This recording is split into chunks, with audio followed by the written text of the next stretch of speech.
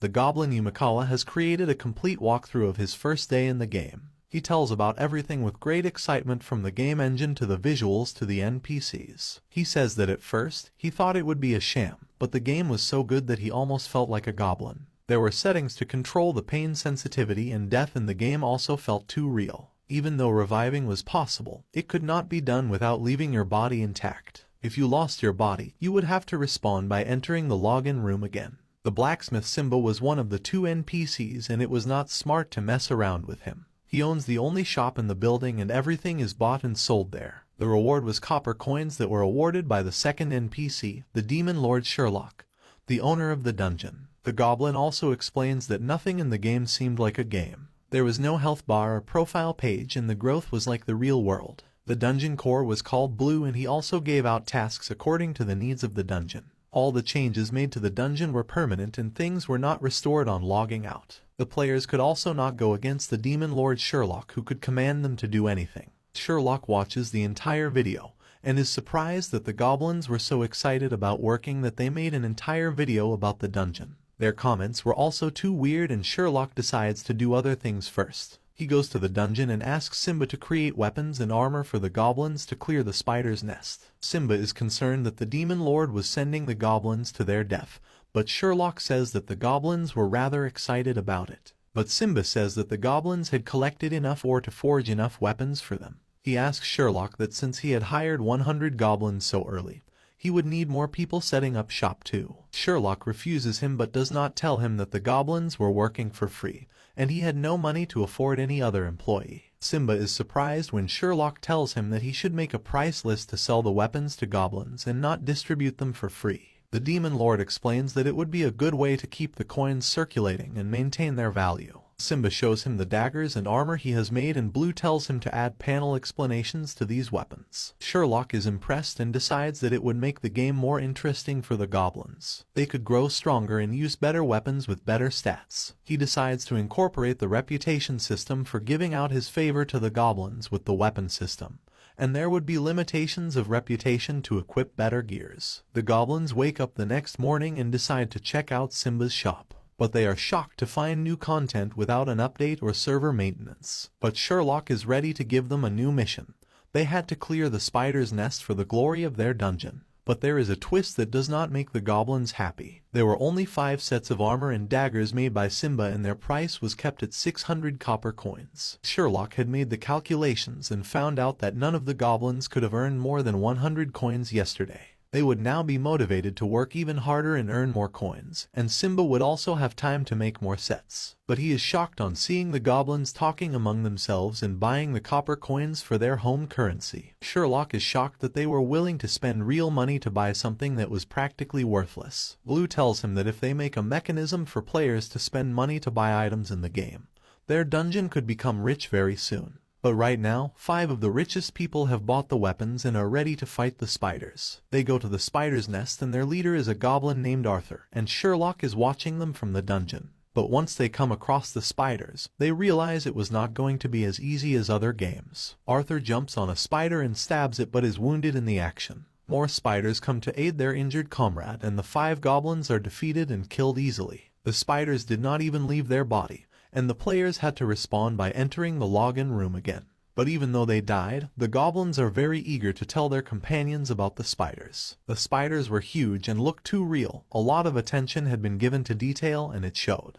The goblins are thrilled that the battle events in the game were so difficult, and that would mean high rewards too. Sherlock is amused watching the goblins and goes back to the spider's nest to collect the equipment. But as he is collecting them, he finds that his goblin party has killed one spider monster before they were wiped out, and there is something strange inside the body of the spider. Sherlock suspects it could be a magic item and teleports the body back to the dungeon. The goblins are amazed by the teleportation spells, and Arthur and others realize that it was the same spider they killed. Sherlock appoints Arthur and Yumikawa, who were both members of the assault party, as assistants to Simba for finding out the magic item inside the spider's belly, and it turns out to be a green orb which appears quite valuable. Sherlock decides to reward Arthur and Yumikawa by granting them a level 1 reputation in the dungeon. He takes them to the city Winterfell with him using a teleport scroll. The goblins are impressed by the teleportation skills and are ready to wail out if they could buy skills like that using real money. Once inside Winterfell, the two goblins are shocked at the city while they follow around their lord.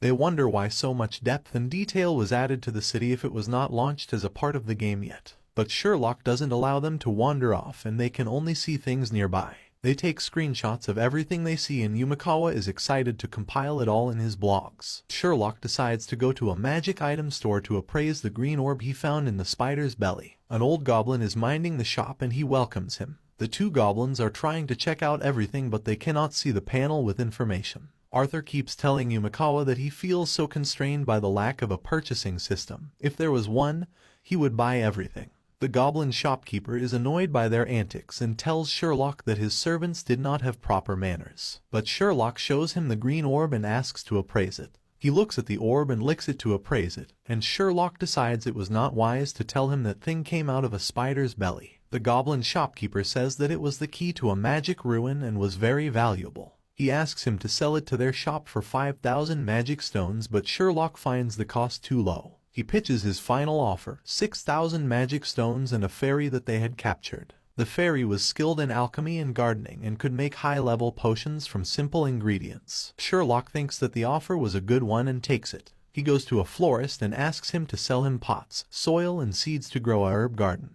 The florist tells him that it would cost 1,000 magic stones, but Sherlock has more than enough money right now. He teleports back to the dungeon with the two goblins, the caged fairy and stone golems from the florist's shop who would help set up the greenhouse. The other goblins are really excited that even more new content was coming out. Arthur and Yumikawa are now the most reputed goblins in the dungeon as they got to visit the city with the demon lord and participated in 2 hidden events. Arthur is a big spender in games and keeps on saying that he wanted the game to develop a purchasing system as soon as possible. But as they return, the fairy faints. She had been uncooperative with the store and had not eaten food when they offered her to eat. Blue tasks the goblins to take care of the fairy and they think that she was another NPC in the game. They ask the fairy if she needed anything when she wakes up, but she fears the demons surrounding her. Sherlock approaches her and tells her that he would let her go home to the surface if she worked hard and earned 50,000 magic stones for the dungeon using her skills. But the fairy tells him that she would not sell her soul to a demon and would prefer dying.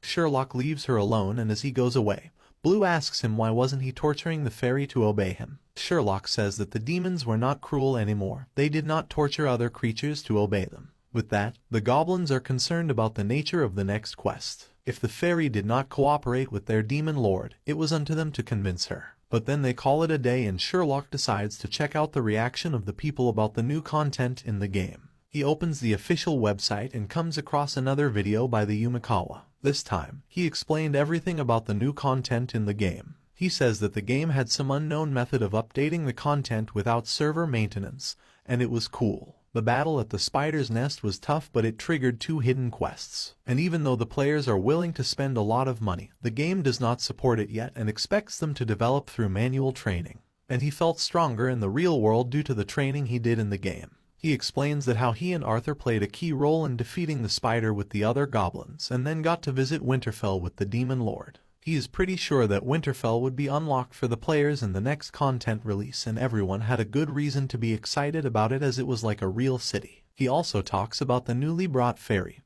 who seemed to be at odds with the demon lord. But that was probably a part of their quest and he was excited to play the game tomorrow. Sherlock is impressed by the diligence of the goblin and asks Blue why was he putting in so much effort. Blue tells him that it was one of the many things players did. They like to make strategies and tell other players about them. The goblins have already earned enough money to buy more equipment and gather a larger team to clear the spider's nest. And Sherlock is excited to see how far can they take his dungeon. As more and more features are added by Sherlock into his dungeon, the response of people who want to join the beta testing also grow more favorable, and he thinks that he is on track to become the owner of the best dungeon in the entire underworld. The goblins are making a lot of progress and now they are confident that they can take on the giant spiders this time. They form a raid party and go rushing to the hunting grounds, and Sherlock is seeing them using his surveillance system. He does not think that his goblins could do anything special right now. He asks Blue that was he sure goblins found hurting themselves by fighting monsters entertaining.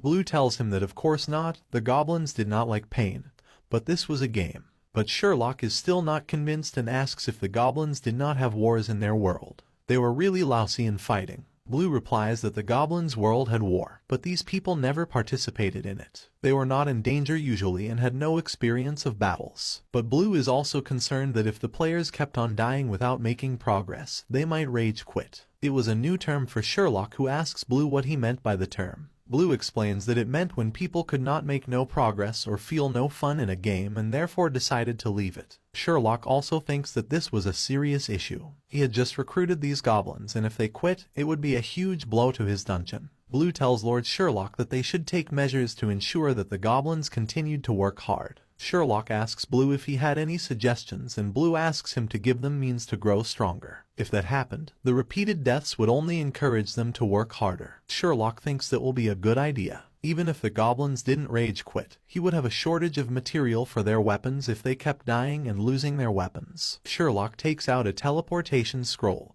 and tells Blue to console the goblins once they returned. He was going to the city of Winterfell to scout some skill trainer for them. Sherlock activates the teleportation spell, and Blue has still not understood the assignment completely. He thinks that he must give some sort of reward and information to the players to console them. He issues a system message to all the goblins. All the goblin warriors who went to subjugate the spiders will receive 10 copper coins. New skill trainers will be available soon, and goblins can learn skills from them. In Winterfell, a beautiful succubus woman is shocked on hearing Sherlock's request for a battle trainer. She greets him with a charming smile, saying long time no see. She asks him how much could he pay to hire a trainer, and Sherlock replies 20 magic stones. The woman is also embarrassed on learning that Sherlock could afford only so little, and tells him that it might be tough to find someone willing to work for that money. Sherlock tells her that he was not asking for a warrior trainer. He just needed someone to train the goblins in his dungeons. And since his dungeon was new, he could not give a salary of more than 20 magic stones. The succubus understands his reasons but tells him that they do not publish employment notices for jobs under 200 magic stones. Sherlock does not hesitate to flirt with the beautiful woman and asks her if their relationship does not compel her to help him. She replies that they have only met twice, but Sherlock tells her that the first time they met, she sold him a half-broken dungeon core, and he thinks that his request is justified in this case and he was not asking for too much. The succubus saleswoman thinks for a while and decides to reach a negotiation. She would look out for anyone willing to take the job Sherlock was offering. If she found anyone suitable, she would contact him. Sherlock is glad on hearing this and says that he will need the trainer as soon as she could manage. As they are returning, Blue tells Sherlock that on seeing the saleslady, he thought of something. Sherlock needed an assistant and that would save him a lot of time. But Sherlock replies that to keep an assistant would mean more costs, and he could not afford it right now. Blue tries to convince him and says that he could hire part-timers, or he could try asking the saleswoman, as she was quite friendly with him. But Sherlock says that Blue should ask on his behalf then. He returns and the goblins surround him and start asking about the new skill system. They ask him when could they learn the skills and were there any conditions, and were they going to need to pay for that.